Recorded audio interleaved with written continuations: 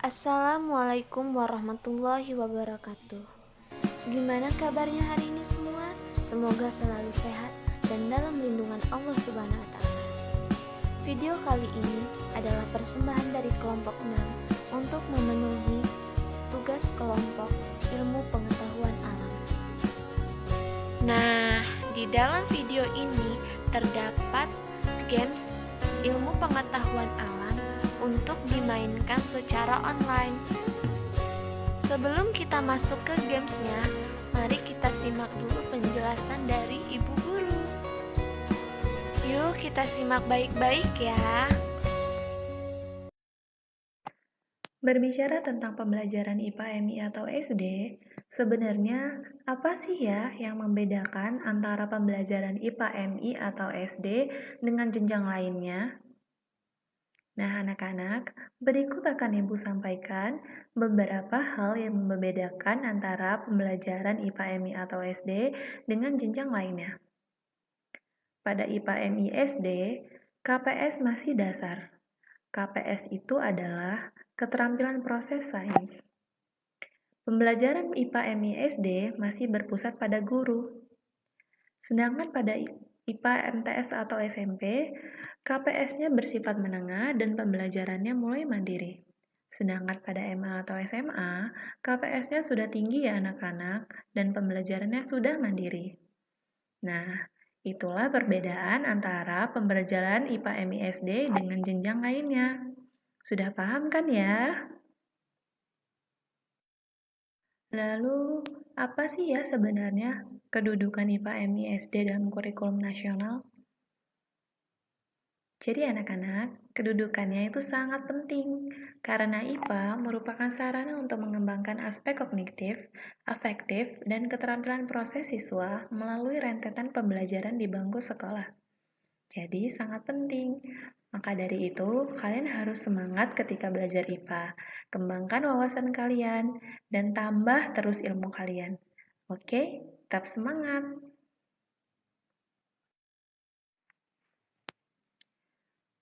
Ruang lingkup pembelajaran IPA MI SD. Anak-anak, pembelajaran IPA MI atau SD itu ada ruang lingkupnya loh. Nah, ruang lingkupnya itu ada 4. Yang pertama, makhluk hidup dan proses kehidupannya. Seperti manusia, hewan, tumbuhan dan interaksinya dengan lingkungan, serta kesehatan. Yang kedua, benda atau materi, sifat-sifat, dan kegunaannya. Contohnya itu benda cair, benda padat, dan benda yang berwujud gas. Yang ketiga, energi dan perubahannya. Contohnya, gaya, bunyi, panas, magnet, listrik, cahaya, dan juga pesawat sederhana. Dan yang keempat, bumi dan alam semesta seperti tanah, bumi, tata surya, dan benda-benda langit lainnya.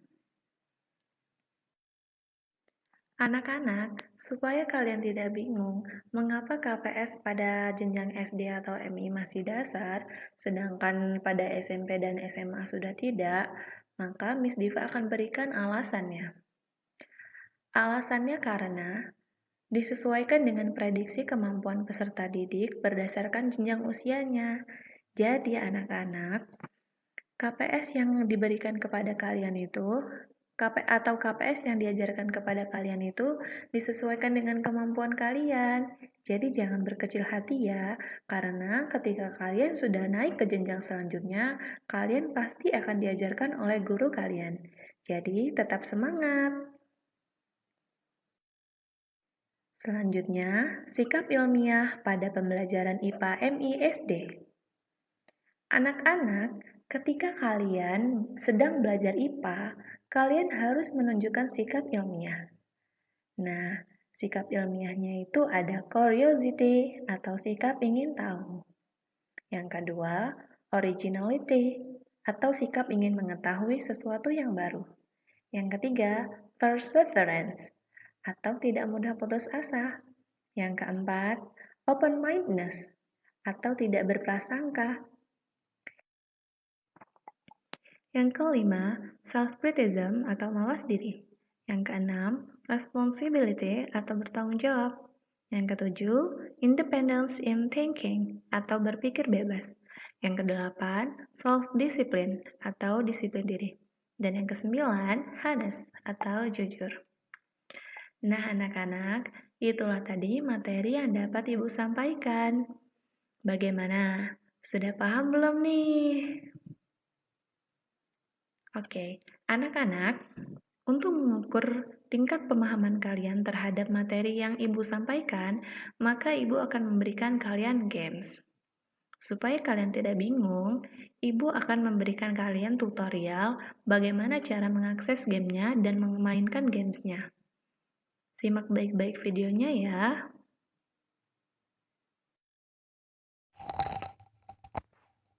Anak-anak, berikut tutorial untuk mengakses game yang Ibu berikan. Klik link yang pertama, yaitu sikap ilmiah pada pembelajaran IPA MI atau SD.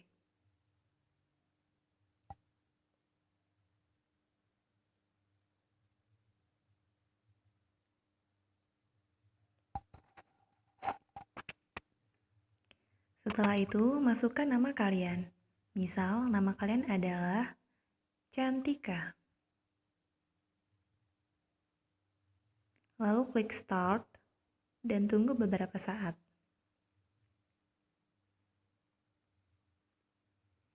Setelah itu, klik Start dan mainkan gamenya. Cocokkan kolom yang di atas ini dengan kolom yang di sini sesuai dengan artinya.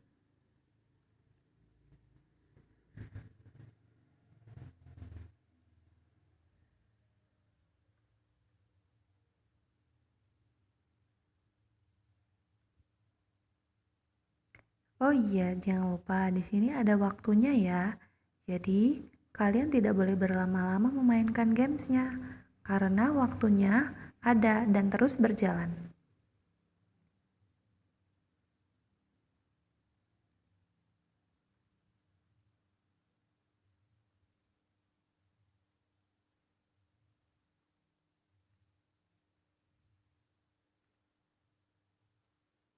Nah, setelah kalian selesai menjawab semuanya, klik Submit Answers dan tunggu penghitungan skornya.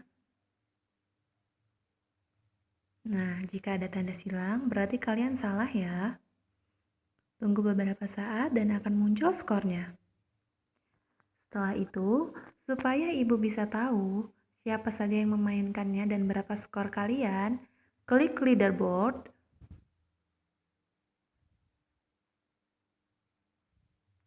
Dan setelah itu, klik back.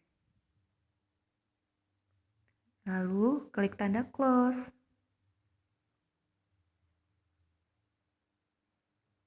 Ya, untuk games yang kedua, silahkan klik link yang telah Ibu berikan. Tunggu beberapa saat. Setelah itu, klik tanda start.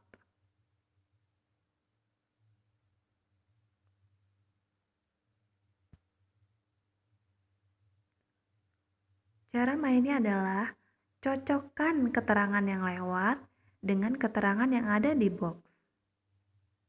Seperti ini.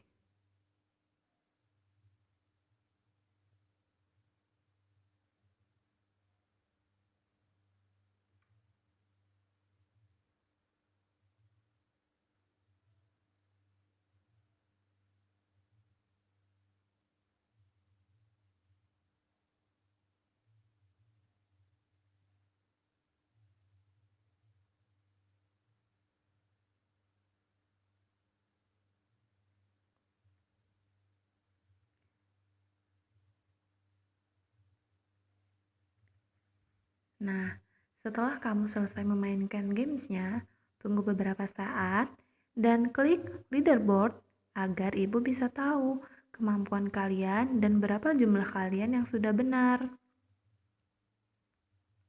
Misal nama kalian adalah Jarwo. Lalu klik enter. Dan nama kamu sudah tertera di paling atas ya. Begitu ya anak-anak cara mainnya. Nah, itu dia penjelasannya dan gamenya. Jangan lupa subscribe, like, comment, and share. Terima kasih. Wassalamualaikum warahmatullahi wabarakatuh.